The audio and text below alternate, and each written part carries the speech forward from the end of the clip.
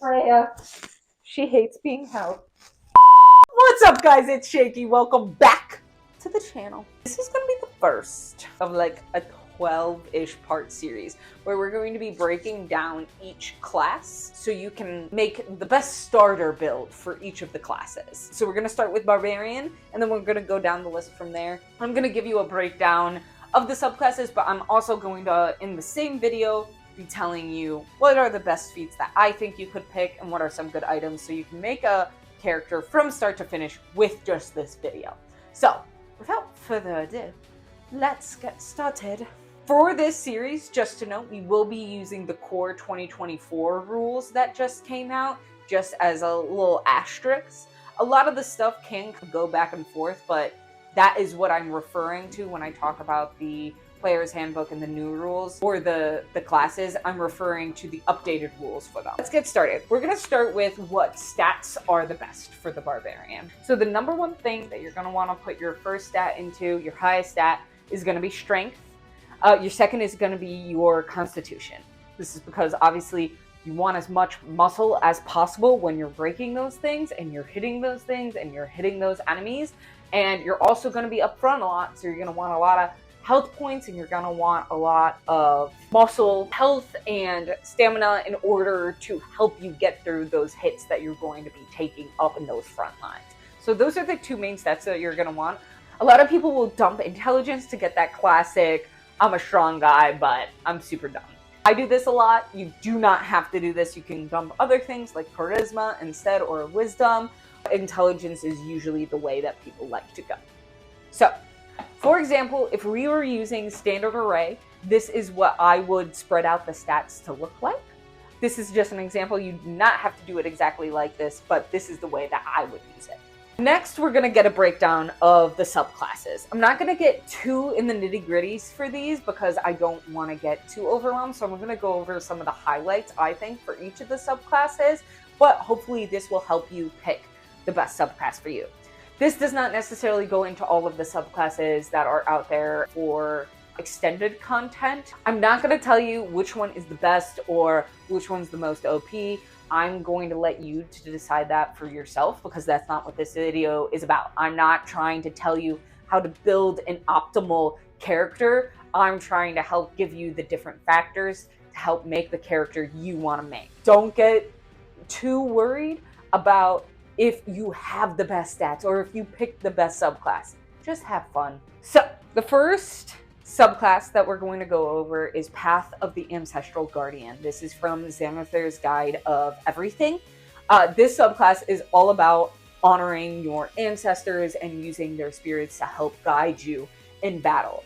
There's a lot of different things that this subclass allows you to do, one of which just calling forth your ancestors in order to help protect you during the battle.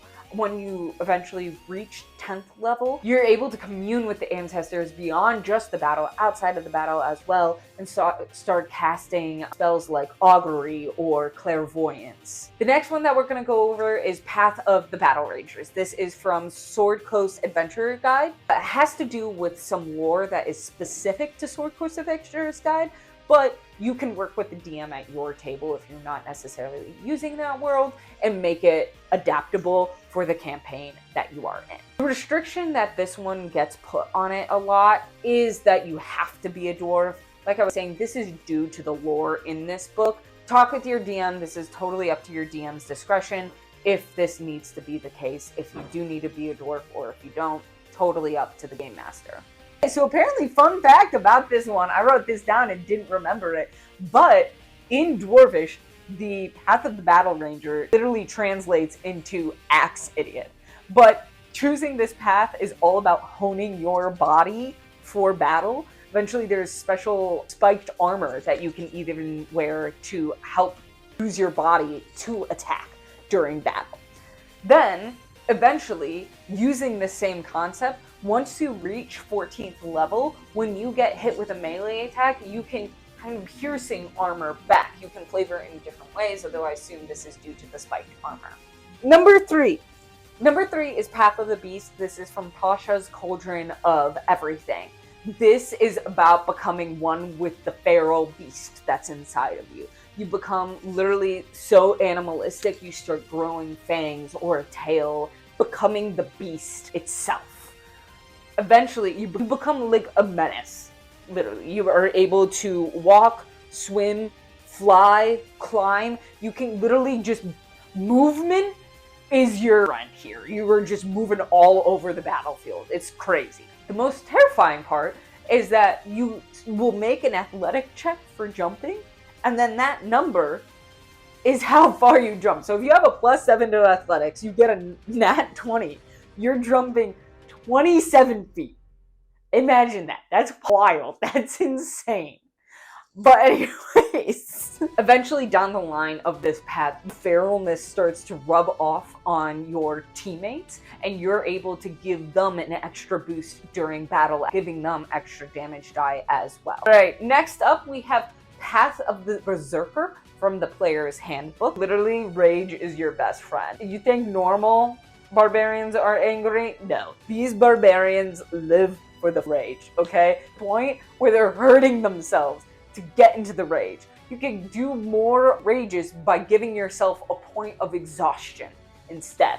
These barbarians are so enraptured by the fight, they live and breathe for the battle, eventually being able to even frighten their enemies, giving that condition effect. At level 14, you become so enraptured by the battle. Whenever you get hit, you can take an action to attack them right back.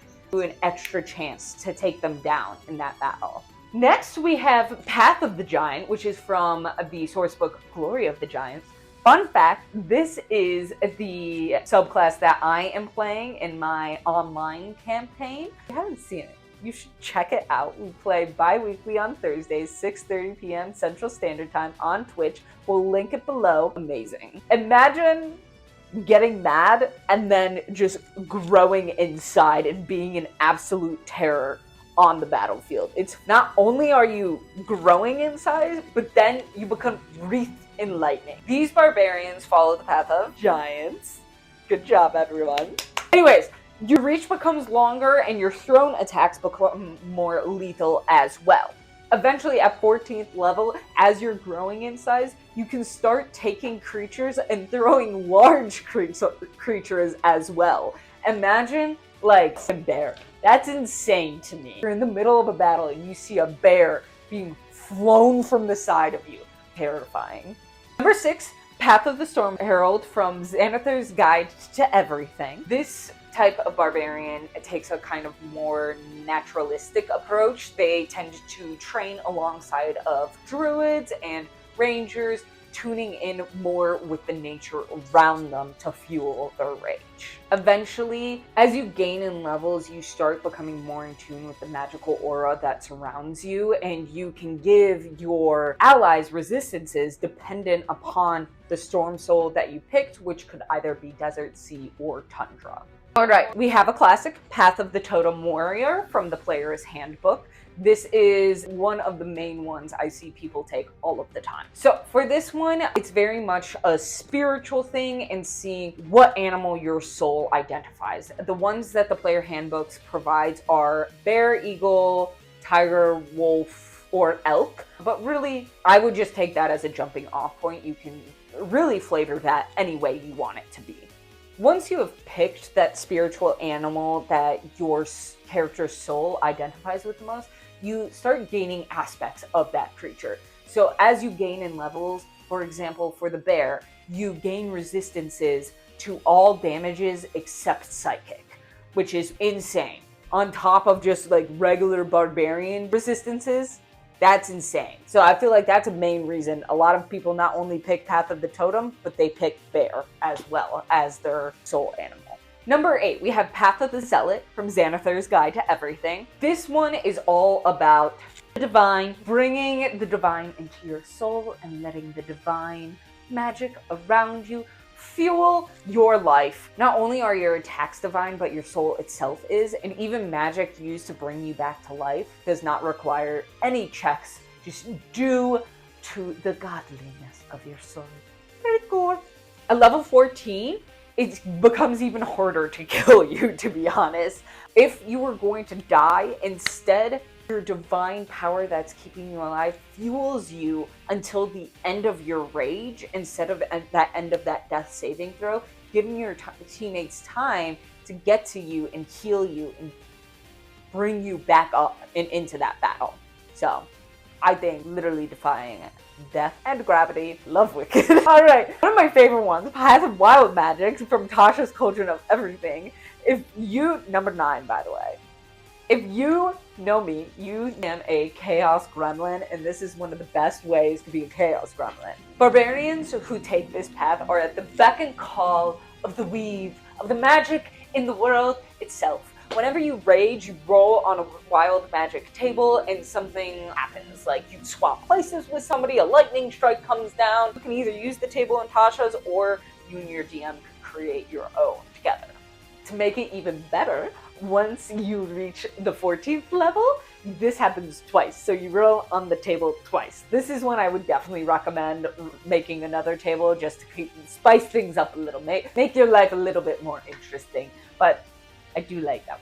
But those are the subclasses. Now that we've kind of broken down all of the subclasses, let's take a look at what feats would be good for a barbarian. This might vary depending on your subclass. So I would keep that in mind.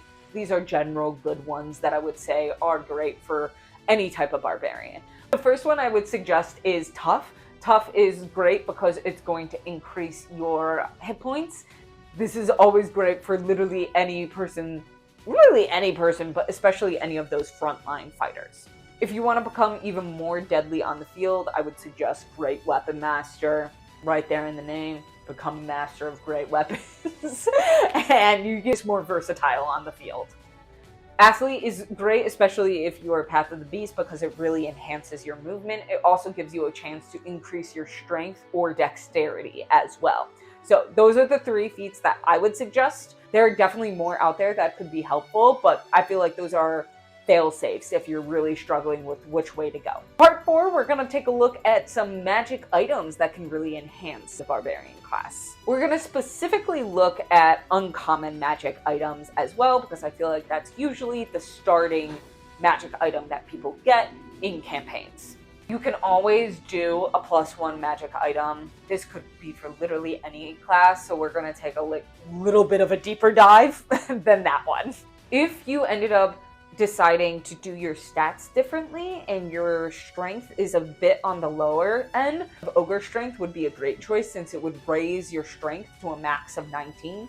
You couldn't really get it higher than that, but for the most part, the highest you're only going to go before that is 20. So it's kind of dependent on if you're trying to play a different type of character. Bags of Tricks are always so much fun. One of my players always picks these as his magic items. Sometimes your DM might pick that some types aren't allowed, but that's just a discussion with any magic item to have with your DM. But they're great since they use a bonus actions, and barbarians don't always have a ton of things to do with their bonus actions. Another one that I like to use a lot is Winged Boost. Just as you might think, gets you up into the air, which if you think about a barbarian flying, I feel like I don't need to say anymore. That's kind of terrifying in my opinion, but you know, who am I to say?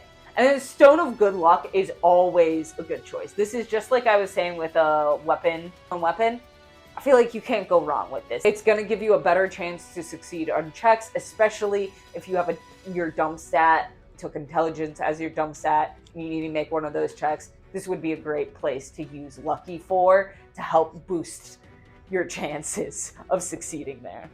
So that has been my overview of making a barbarian. I'd love to know what you guys think. Obviously, flavor this however you want, and this is not the one way to make a barbarian. It is just a general guide for making a barbarian from start to finish to help you get through some of those harder questions of not knowing what to pick. A lot of these classes can be flavored differently, and I would strongly encourage it because it really enhances the role-playing aspect of this all as well. Not all barbarians have to be dumb. You do not have to put that dumb stat into intelligence. You can always pick a different one, and that will really help with your role-playing on how you choose to roleplay your character as well. It's just a stereotype, but you know, stereotypes are stereotypes for a reason. Anyways, I would love to hear what you guys choose to do for your barbarians, whether that's your favorite subclass, your feat, whatever it is. Please put it in the comments below. I love hearing what you guys have to say.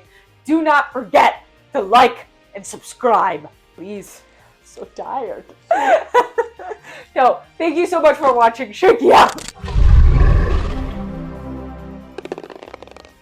25 minutes.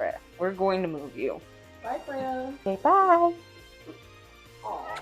No, get away from the table. We're filming.